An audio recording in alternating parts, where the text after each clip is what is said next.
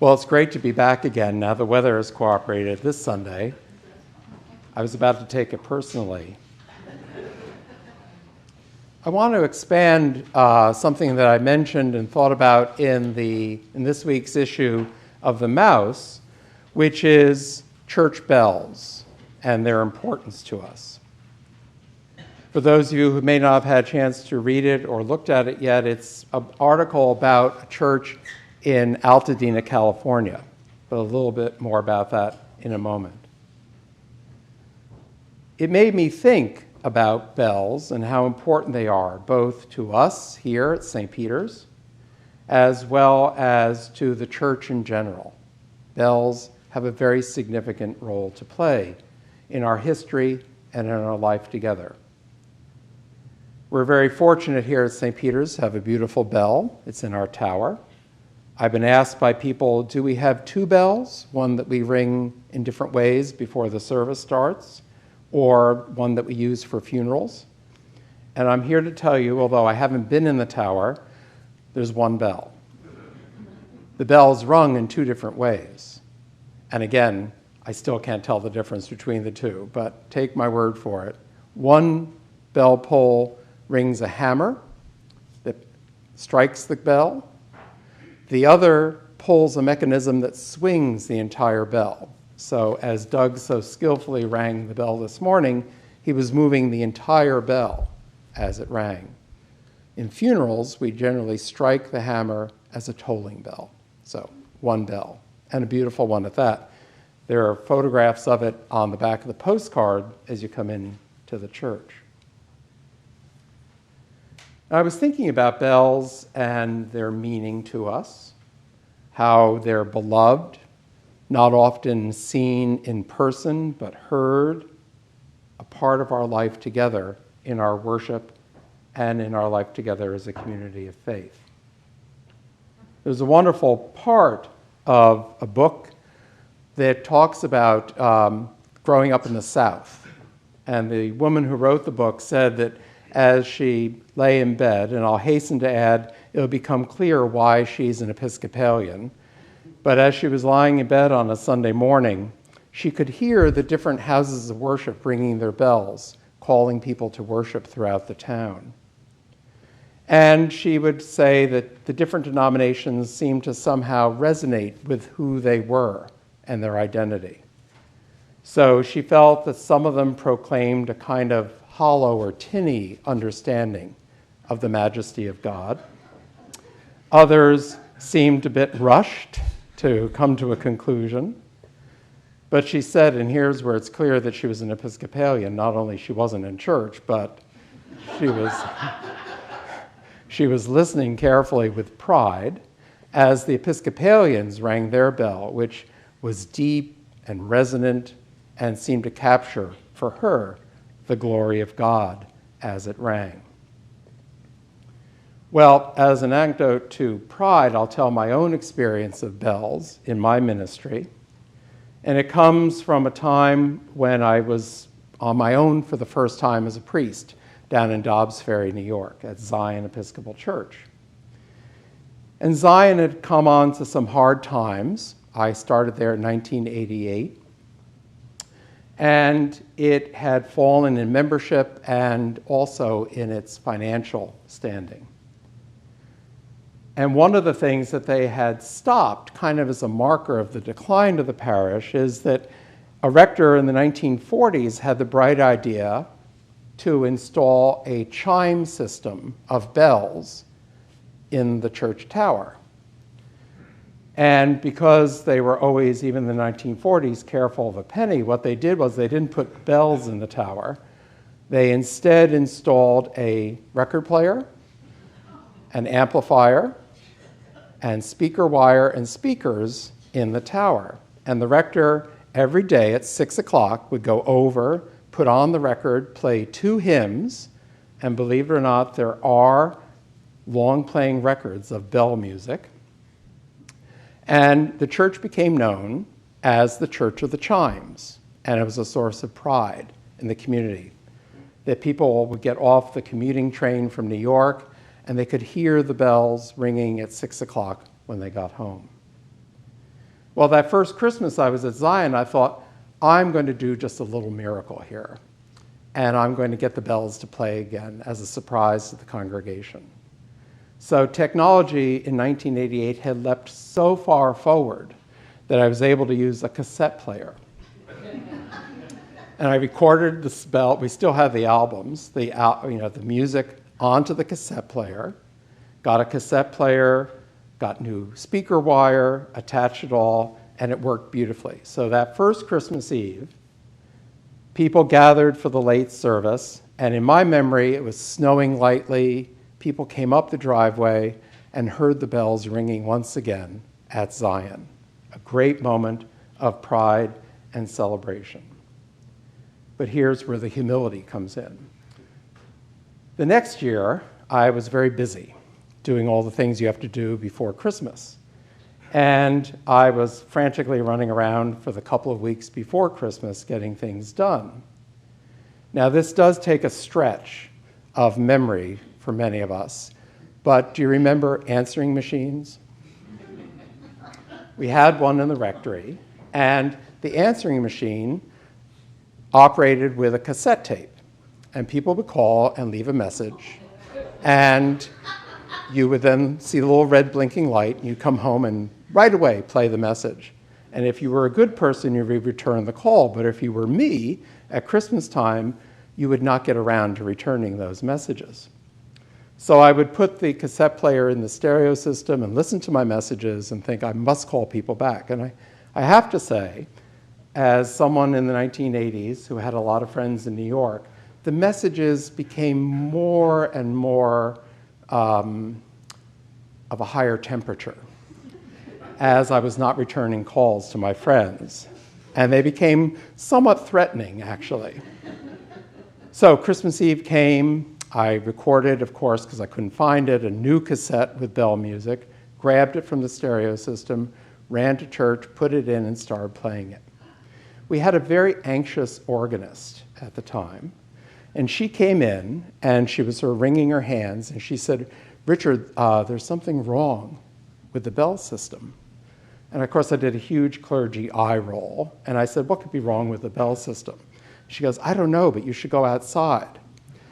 And I went outside, and my first thing I noticed was everyone in the village, as they were coming to church, was looking up at the tower because I was playing my messages. And no one could quite understand what they were listening to as these kind of ominous and threatening messages from my friends, promising to teach me a lesson if I didn't call them back. Humility comes right after pride. But I want to think about bells and what they mean in our life together, both in our parish and in the church in the wider context. Well, there are a lot of traditions around bells. Interesting enough, because bells, if you will, are rung and carry a voice, if you will.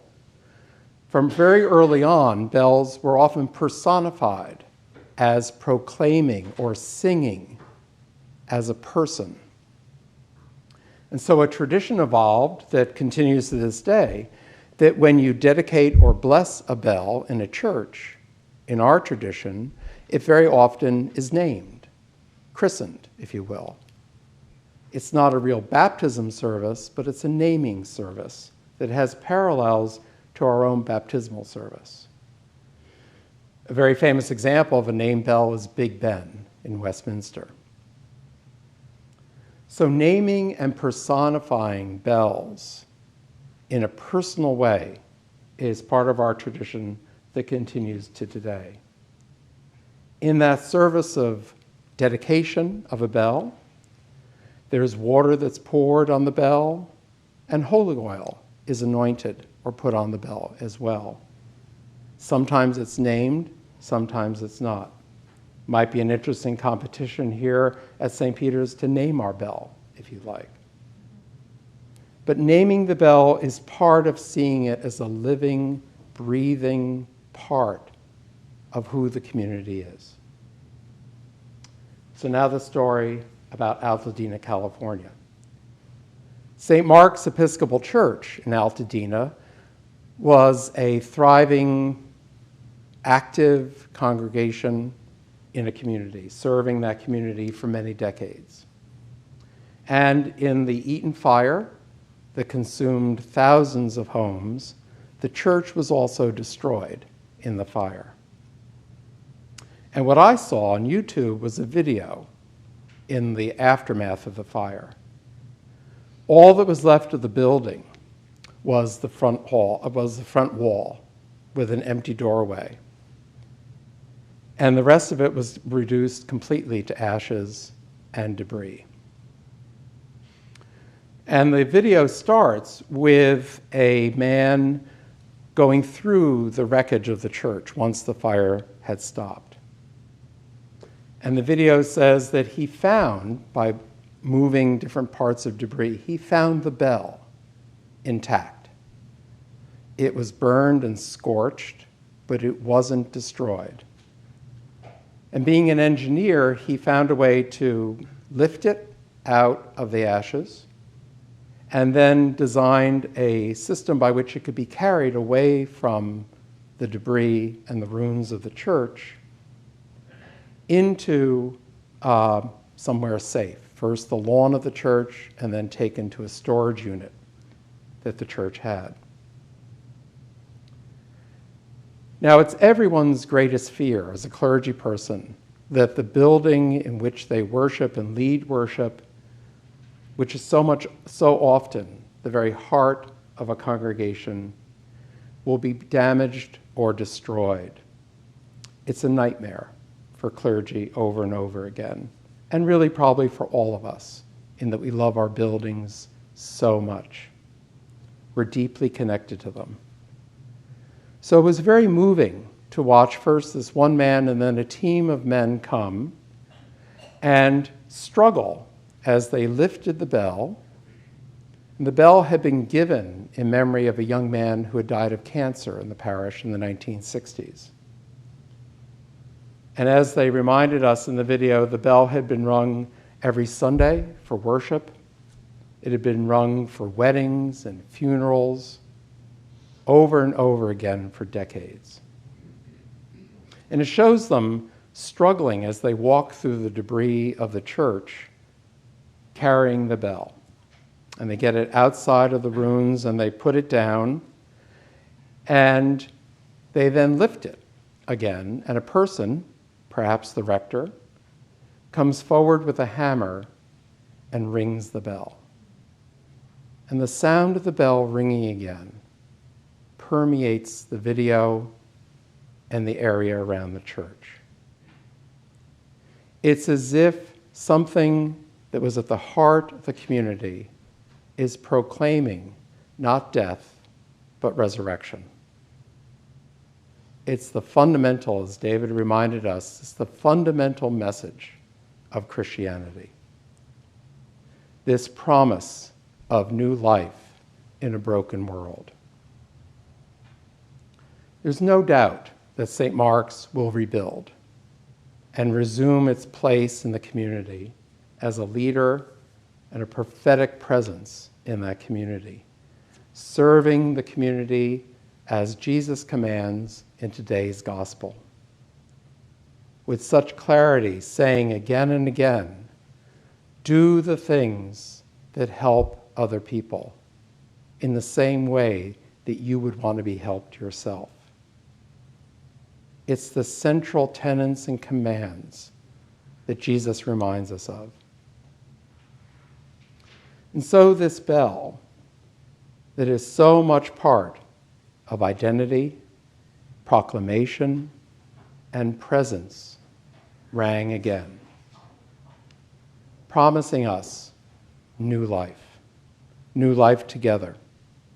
Not the death of a community, but the promise of new life in our faith. And so I give thanks for communities like St. Mark's that remind us that we live in a world in which tragedy happens, brokenness, accidents, acts of disaster, which make our lives challenging, and difficult. But we're promised that God is with us. And we, as an important faith community, proclaim the presence of God and, even more importantly, the hope of resurrection. Life is begun again in our faith. As the gospel says, we believe in a God that is kind, faithful, forgiving. That's the message we have to proclaim to a broken world. And let us always proclaim it as the sound of a bell ringing even in the darkness. Amen.